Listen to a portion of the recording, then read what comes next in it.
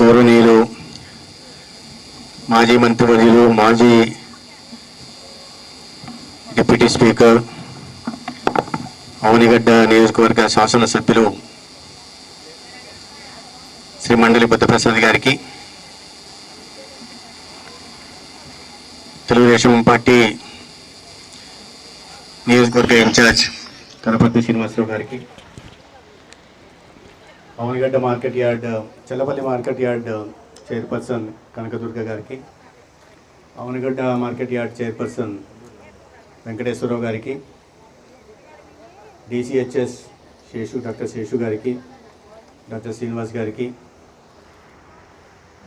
Bharatiya Janata party నా సహచర కార్యకర్తలు అశోక్ కుమార్ గారికి, రాము గారికి, రవి గారికి, చాలా సీనియర్, నేను విద్యార్థి దశలో ఉన్నప్పటి నుంచి కూడా ఈ ప్రాంతంలో పార్టీ కోసం పనిచేస్తున్న నగరాయలు గారికి, అదేవిధంగా నాగమణి గారికి,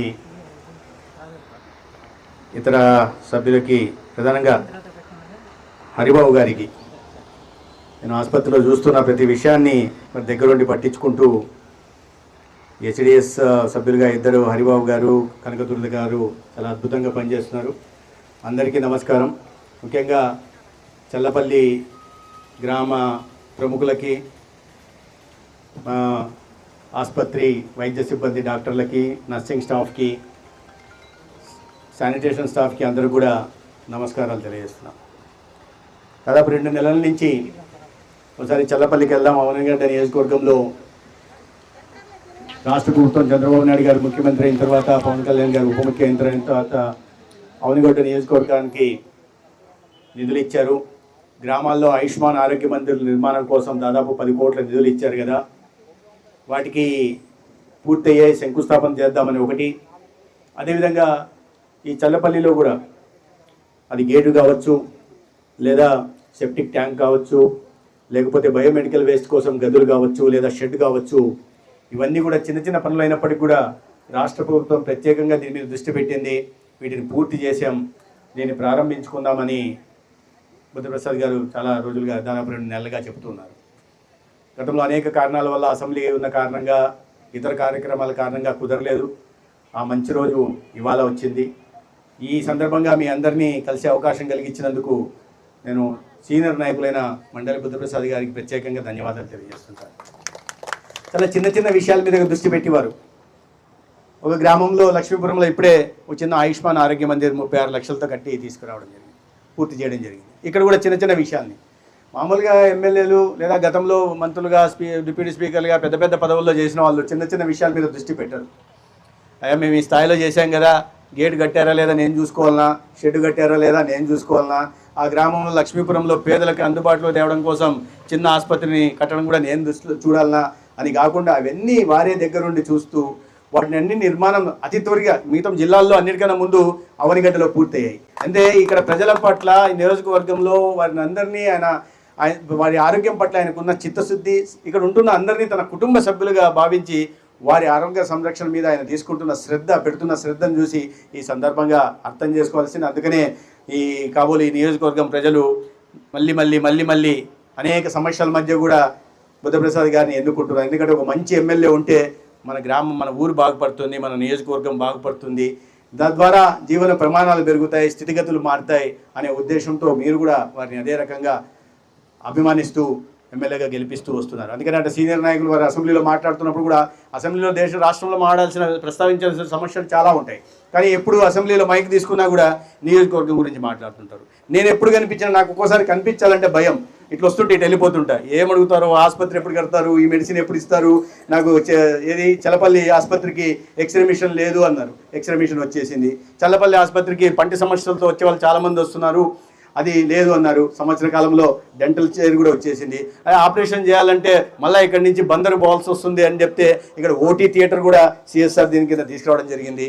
ఎవరైనా మరణిస్తే వాళ్ళని ఫ్రీజర్ లేదు, ఆ పార్థివ దేహాన్ని ఉంచడానికంటే ఒక ఫ్రీజర్ కూడా రావడం జరిగింది. ఇట్లాంటివన్నీ ప్రతి కనిపించినప్పుడంతా అడుగుతూనే ఉంటారు, ప్రభుత్వం మీద ఒత్తిడి తెస్తూనే ఉంటారు. ఆ ఒత్తిడి కారణంగానే అన్నీ కూడా ఈ అవనిగడ్డ నియోజకవర్గంలో వస్తున్నాయి.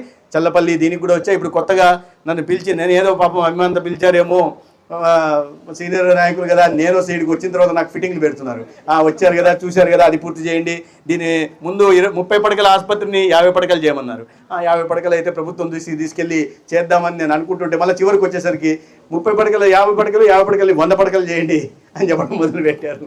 అంటే దానికి మళ్ళీ ఒక జస్టిఫికేషన్ కూడా ఉంది. చూసారా, పైన అంతా ఆల్రెడీ కట్టేస్తున్నాం, గదులు కట్టేస్తున్నాం, షెడ్లు కట్టేస్తున్నాం, కాబట్టి దీనికి అన్ని రకాల అర్హత ఉంది అని చెప్తున్నారు. ఖచ్చితంగా దీన్ని ప్రభుత్వం దృష్టి, ముఖ్యమంత్రి గారి దృష్టికి తీసుకెళ్తాను. అదేవిధంగా డాక్టర్ల కొరత కూడా గతంలో ఉండేది.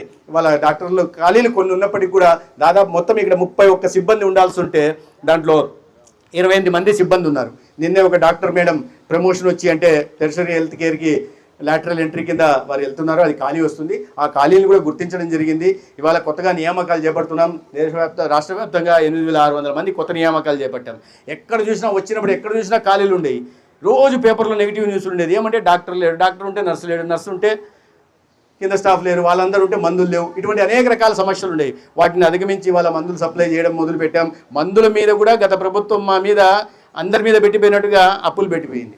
మేమంతా మంత్రులైన కొత్తల్లో ఒకరు మాట్లాడుకునే వాళ్ళం. ఏమని, నీ డిపార్ట్మెంట్ ఎలా ఉంది, నీ డిపార్ట్మెంట్ నీ మినిస్ట్రీ ఎలా ఉందని కాకుండా నీ మీద అప్పు ఎంత ఉంది, నా మీద అప్పు ఎంత ఉంది. రామానాయుడు గారు చెప్పారు, నా మీద 16,000 కోట్ల అప్పు ఉంది సార్ అని.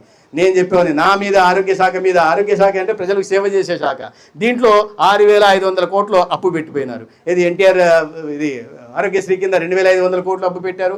మందులు ఇవ్వాలి కదా, దానికి 1000 కోట్లు అప్పు పెట్టారు. శానిటేషన్ వాళ్ళకి అప్పులు పెట్టారు. కాలేజీలు కట్టాలంటే దానికి అప్పులు పెట్టారు. ఈ బిల్డింగ్లకి కాంట్రాక్టులకి డబ్బులు 1,400 కోట్లు అప్పు పెట్టారు. మొత్తం అప్పులు పెట్టారు.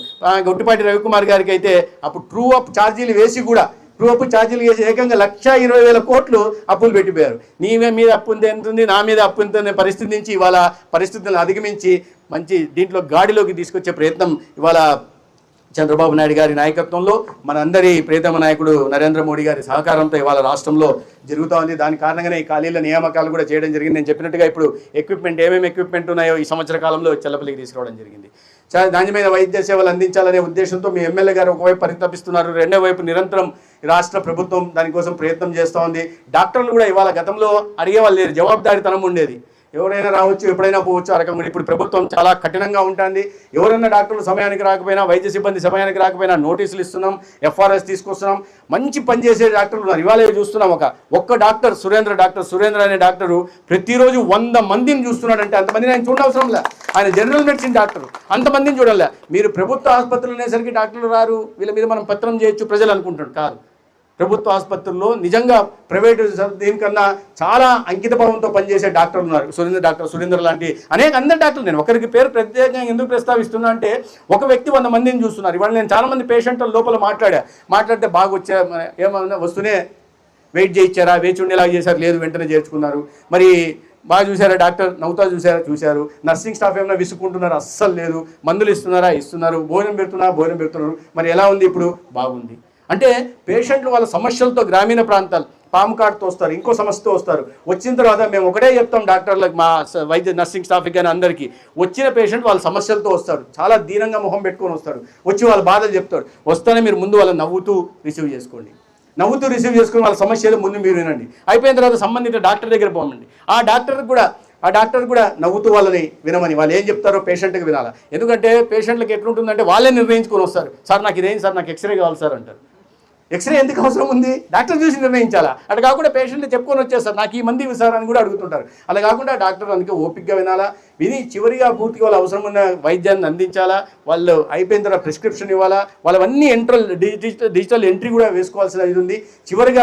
చివరిగా ఆ పేషెంట్ ఎవరైతే బాధలు చెప్పుకోవడానికి అనారోగ్యంతో వచ్చారో వాళ్ళు సంతోషంగా, ఏ బాధతో వచ్చారో వాళ్ళు మళ్ళీ వాళ్ళ మొహం మీద చిరునవ్వు ఉండేలాగా, గేటు దాటిపోయేటప్పుడు వాళ్ళ మొహంలో చిరునవ్వు ఉండేలాగా ఉండాలి. అటువంటి సేవలు ఇవాళ చల్లపల్లి ఆసుపత్రిలో జరుగుతున్నాయి. దానికి నేను సంబంధించిన ప్రతి ఒక్కరికి, కింది స్థాయి నుంచి పై స్థాయి దాకా ప్రతి ఒక్కరికి కూడా నేను అభినందనలు తెలియజేస్తున్నా, ధన్యవాదాలు తెలియజేస్తున్నా. ఎందుకంటే మనమంతా ఒక కుటుంబంలాగా ఇవాళ ప్రజల ఆరోగ్యాన్ని కాపాడే ప్రయత్నం చేస్తున్నాం. దాంట్లో ముందు వరుసలో ఉండి మేము వచ్చేటప్పుడు మాట్లాడిపోతుంటాం, కానీ ముందు వరుసలో ఉండి సేవలు అందిస్తున్నది మీరే. కాబట్టి మీ అందరికీ కూడా నేను అభినందనలు తెలియజేస్తున్నాను. మిత్రులారా, ఇవాళ రాష్ట్రంలో ఇవాళ మార్పు వచ్చింది. నేను ఇప్పుడు చెప్పాను ఏం మార్పు వచ్చింది, మార్పు ఎలా వస్తుంది? ఆసుపత్రి బాగా జరుగుతుంది, డాక్టర్లు బాగా చూస్తున్నారు, మందులు లభ్యతలో ఉంటున్నాయి, ఇంజక్షన్లు వేస్తున్నారు, లేదా డైరీ అని వస్తే సెలైన్ పెడుతున్నారు, లేదా బాగా పలకరిస్తున్నారు, వింటున్నారు. దీన్ని ఎలా చెప్పగలం మనం? ఎలా చెప్పగలం? పేషెంట్లు ఎక్కువ మంది వస్తే మీరు చెప్పినట్టు మార్పు వచ్చినట్టే. మరి ఆ మార్పు వచ్చిందా? ఆ మార్పు వచ్చిందా? వచ్చింది. ఆ మార్పు ఏందో నేను చెప్తాను. నేను ధర్మవరం నా నియోజకవర్గంలో నేను మంత్రి అయిన తర్వాత నెలకి 7,000, 6,500 నుంచి 7,000 ఓపీ వచ్చేది. అంతమంది నెలకి ఆసుపత్రికి వచ్చారు. నా ఏరియా హాస్పిటల్ అక్కడ అంతమంది ఆసుపత్రికి వచ్చేవాళ్ళు. నేను తర్వాత దీనిలో మార్పు తీసుకురావాలా అని చెప్పాను. ఎలా మార్పు తీసుకురావాలి? 10,000 దాటాలో ఏం చేస్తారో తెలియదు అన్న. సరే వచ్చే డాక్టర్లను పెట్టాము, రావడం వచ్చే 24వ సంవత్సరం 24 క్యాలెండర్ ఇయర్లో జనవరి నుంచి డిసెంబర్ దాకా నెలకి సగటున దాని ముందు 7,000, 6,000 నుంచి 7,000 జరుగుతుంటే వీడికి వచ్చేసరికి 10,000 పెరిగాయి. 25వ సంవత్సరం క్యాలెండర్ ఇయర్ వచ్చేసరికి 22,000 నెలకు ఓపీలు జరుగుతున్నాయి. అంటే 7,000 నుంచి 3 రెట్లు పెరిగి 22,000కి నెలకు ఓపీలు జరిగాయి. లాస్ట్ నెల నేను 4 రోజుల క్రితం ధర్మవరంలో ఉన్నా, చూస్తున్నా. జనవరిలో ఎంత జరిగాయి? 21,000.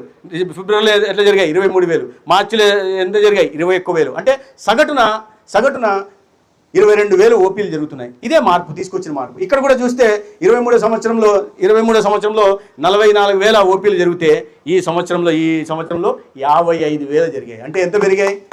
దాదాపు 10,000 పైన ఓపీలు పెరిగాయి. అంటే ప్రజల్లో అరే ఎస్ గవర్నమెంట్ హెల్త్ ఫెసిలిటీస్ ప్రభుత్వ ఆసుపత్రికి పోతే బాగా చూస్తున్నారనే ఒక నమ్మకాన్ని ప్రభుత్వం కలిగించగలిగింది. దానికి అనుగుణంగా ప్రభుత్వ ఆలోచనలకు అనుగుణంగా ఇవాళ వైద్య సిబ్బంది కూడా పనిచేస్తుంది. దాని కారణంగానే ఈ మార్పు తీసుకురావడం జరిగింది. మీకు ఇప్పుడే చెప్తున్నారు డాక్టర్ ఎమ్మెల్యే గారు చెప్పారు, పాము కాట్లు ఎక్కువ ఉంటున్నాయి. అడిగాను నేను, కావాల్సిన వీనములు ఉన్నాయి, అందుబాటులో ఉన్నాయి. ఈ ఒక కొత్త ప్రోగ్రాం తీసుకొచ్చాం. చాలామంది ఇవాళ సరైన వ్యాయామం చేయకపోవడం వల్ల, సరైన ఆహారం తీసుకోవడం వల్ల, ఉప్పు ఎక్కువ తినడం వల్ల, చక్కెర ఎక్కువ తినడం వల్ల ఇవాళ డయాబెటీస్ లేదా హైపర్ టెన్షన్ వస్తున్నాయి. దానికి సంబంధంగా కారణంగా గుండె జబ్బులు వస్తున్నాయి. అందుకని మన ప్రభుత్వం వస్తూనే కొత్తగా ఒక కార్యక్రమాన్ని తీసుకొచ్చినాం. స్టెమీ అని దాని కార్యక్రమం పేరు. నరేంద్ర మోడీ గారు ప్రభుత్వం దానికి డబ్బులు ఇస్తుంది. ఆ కార్యక్రమం ఏంటంటే ఒక ఇంజెక్షన్ పెడతాం, టెనెక్టేప్లేజ్ అని ఒక ఇంజెక్షన్ ఉంటుంది. ఆ ఇంజెక్షన్ 45,000 బయట కొనాలంటే ఆ ఇంజెక్షన్ ఫ్రీగా ఇక్కడ పెట్టుంటాం. ఎవరన్నా గుండె జబ్బులో లేదా హీట్ వేవ్ కారణంగా వస్తే ఆసుపత్రికి వస్తే వెంటనే వాళ్ళని, ఎందుకంటే ఇక్కడ ఆ పెద్ద డాక్టర్లు ఈ ఆసుపత్రిలో ఉండరు, అందుకని ముందు వాళ్ళకి ఇంజెక్షన్ వేస్తారు. ఇంజెక్షన్ వేస్తే వాళ్ళు స్టెబిలైజ్ అవుతారు. స్టెబిలైజ్ అయిన తర్వాత పెద్ద ఆసుపత్రి తీసుకురావచ్చు.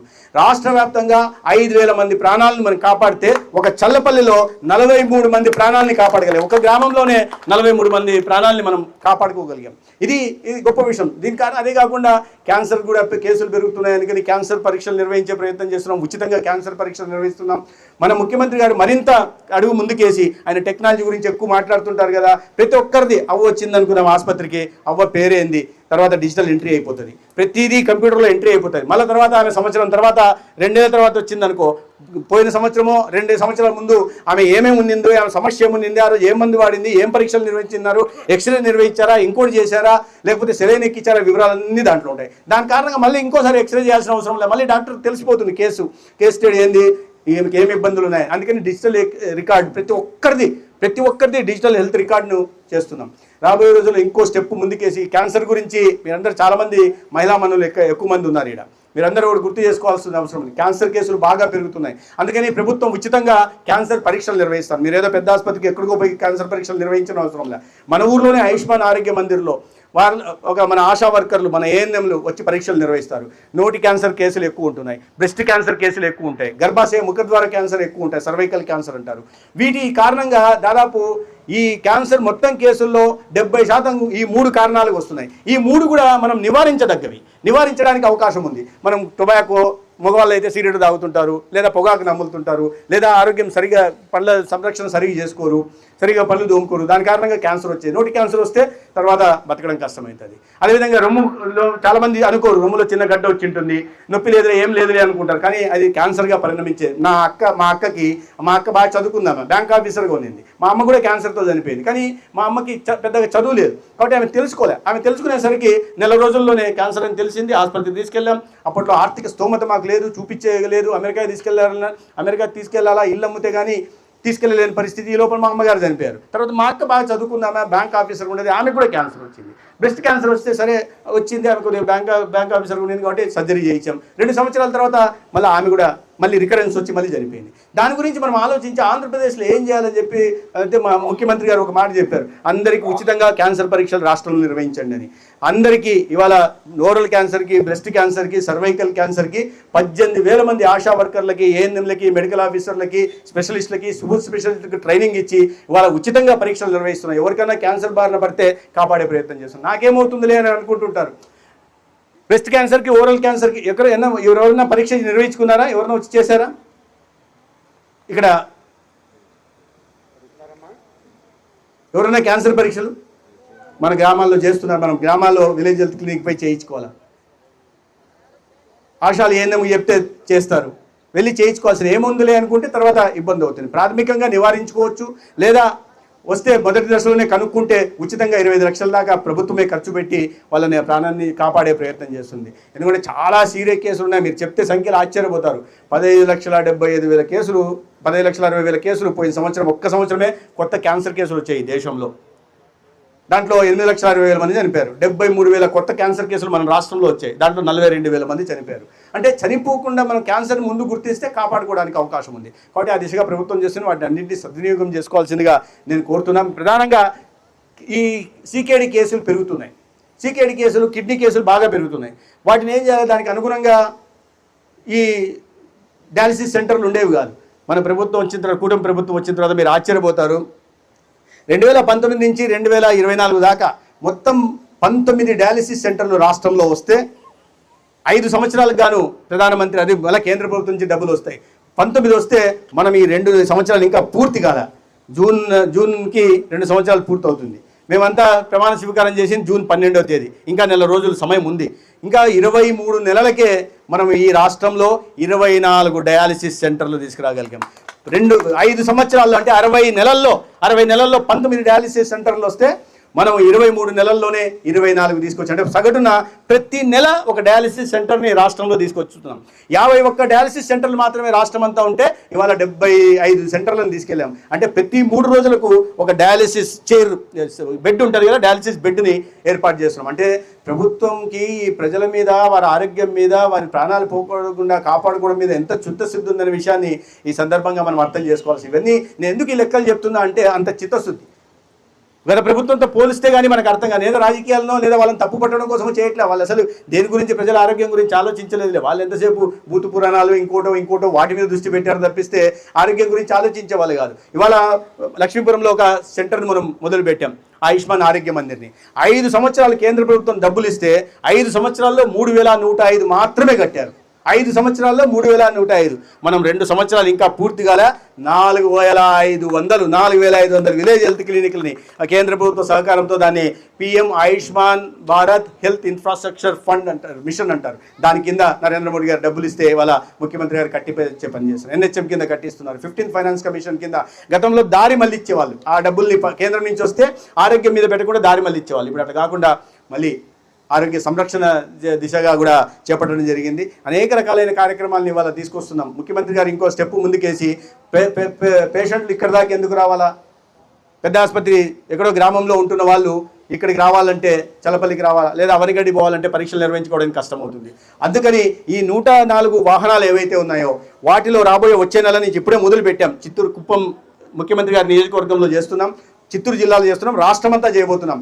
47 రకాల పరీక్షల్ని మన ఇంటి దగ్గరకు వచ్చే రాబోయే రోజుల్లో డాక్టర్లు మన ఇంటి దగ్గరకు వచ్చి పరీక్ష నిర్వహిస్తారు.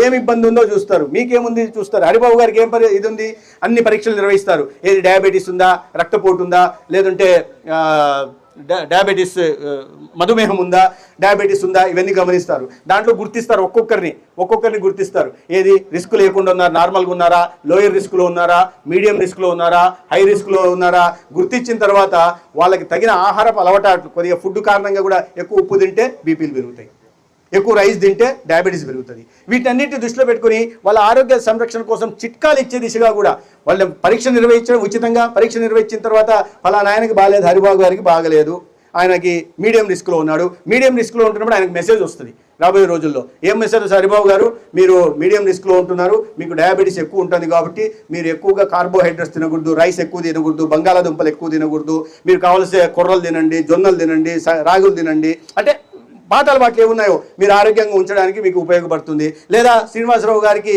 హైపర్ టెన్షన్ ఉంది, ఆయనకు మెసేజ్ వస్తుంది, దానంతకు అదే మెసేజ్ వస్తుంది. మెసేజ్ వచ్చి మీరు ఉప్పు తక్కువ తీసుకోవాలా, మీరు కొద్దిగా వ్యాయామం చేయాలా, మీరు టెన్షన్ పెట్టుకో, ఇట్లాంటివి. అంటే ఇటువంటి జాగ్రత్తలు ఒక్కొక్కరిని వ్యక్తి కేంద్రిత ఆరోగ్య సంరక్షణ చేపట్టే దిశగా ఇవాళ ముఖ్యమంత్రి గారు సంజీవని అనే ఒక ప్రారంభం. సంజీవని మనకు తెలుసు. సంజీవని ఏంటి? సంజీవని ఏంది? లక్ష్మణుడు ఆంజనేయ స్వామి వెళ్ళి సంజీవని తీసుకొచ్చాడు, అంటే ప్రాణాలని కాపాడేది. అటువంటి సంజీవనం తీసుకొచ్చి ఇవాళ అందరి ఆరోగ్య సంరక్షణ చేపడుతూ ఎక్కడెక్కడ ఇబ్బందులు ఉంటున్నాయి మనం ఆసుపత్రికి పోవాల్సిన అవసరం లేదు. మీకే రాబోయే రోజుల్లో, నేను ఈరోజు ఇక్కడ చెప్పిపోతున్నా, రాబోయే రోజుల్లో మీకే ఫోన్ వస్తుంది, అమ్మా శుభలక్ష్మ నీకు ఈ బాగలేకుండా ఈ మందులు వాడాలి నువ్వు అని ఆసుపత్రి నుంచి చేస్తారు. లేదా మీకు ఫోన్ ఉంటే మీకు మెసేజ్ వస్తుంది, మెసేజ్లో ఈ మందులు వాడారా లేదా అనే దిశగా ప్రయత్నాలు చేపడుతున్నాం. ఒక సమూలమైన రాష్ట్రం కాదు, ప్రపంచంలోనే ఈ సంజీవని మోడల్ అనేది ఒక ప్రత్యేకమైన మోడల్గా తీసుకురాగలుగుతున్నాం. ఎవరు కూడా వాళ్ళ కుటుంబ సభ్యులకి ఏమన్నా ఇబ్బందులు వస్తే తప్ప ఇంత దూరం ఆలోచించరు. కానీ ఈ రాష్ట్రంలో ముఖ్యమంత్రి గారు, ఉప ముఖ్యమంత్రి గారు ప్రజల ఆరోగ్యం గురించి అంతగా ఆలోచిస్తున్నారంటే ఈ రాష్ట్రంలో ఉంటున్న వాళ్ళు ఎవరైనా, ఏ ప్రాంతానికి సంబంధించిన వాళ్ళైనా, ఏ మతానికి సంబంధించిన వాళ్ళైనా, ఏ కులానికి సంబంధించిన వాళ్ళైనా, వాళ్ళ ధనికులైనా పేదలైనా వీళ్ళందరినీ కూడా వాళ్ళ కుటుంబ సభ్యులుగా భావిస్తున్నారు. కాబట్టే ఇటువంటి విప్లవాత్మకమైన మార్పును ఆరోగ్య వ్యవస్థలో తీసుకొచ్చే ప్రయత్నం చేస్తున్నారు. దాంట్లో భాగస్వాములైనందుకు నేను కూడా నరేంద్ర మోడీ గారి సైన్యంలో ఒకడిని, ప్రధానమంత్రి గారి సైన్యంలో ఒకడిని, భారతీయ జనతా పార్టీ నుంచి నేను ఒక్కనే ఈ రాష్ట్రంలో మంత్రిగా ఉన్నా. ఇటువంటి అవకాశం నాకు కలిగించినందుకు నేను కూడా అందరికీ వారికి ధన్యవాదాలు. నా జన్మ ధన్యమైందని కూడా నేను భావిస్తున్నాను. ఇప్పుడే చెప్పాను, 43 మంది ప్రాణాలు ఒక్క సిఎస్సి చల్లపల్లిలోనే కాపాడగలిగాం. 5,000 మంది ప్రాణాలు ఆ గుండె జబ్బు కారణంగా రాష్ట్రంలో కాపాడగలం. అనేక చోట్ల ఇదే రకమైన మార్పులు తీసుకొచ్చే దిశగా కూడా ప్రయత్నం చేస్తున్నాం. వీటిలో కాస్త అవగాహన నేను ఇప్పుడే అడుగుతున్నా, ఇంకా డిఎంహెచ్ఓ ఉన్నారేనా చెప్పండి. తర్వాత ఒకసారి దీని మీద సపరేట్ క్యాన్సర్ స్క్రీనింగ్ మీద సపరేట్ అవేర్నెస్ ప్రోగ్రాంలు చేయాలి. ఈ సందర్భంగా నేను ప్రజాప్రతినిధులు కూడా కోరుతున్నామా, మీరు కూడా ఎక్కడన్నా పోయినప్పుడు ఈ విషయాలు మాట్లాడుతుండాలా. పరీక్షలు చేసుకోవడానికి అవకాశం ఉంది, కానీ వీళ్ళు వెళ్ళరు.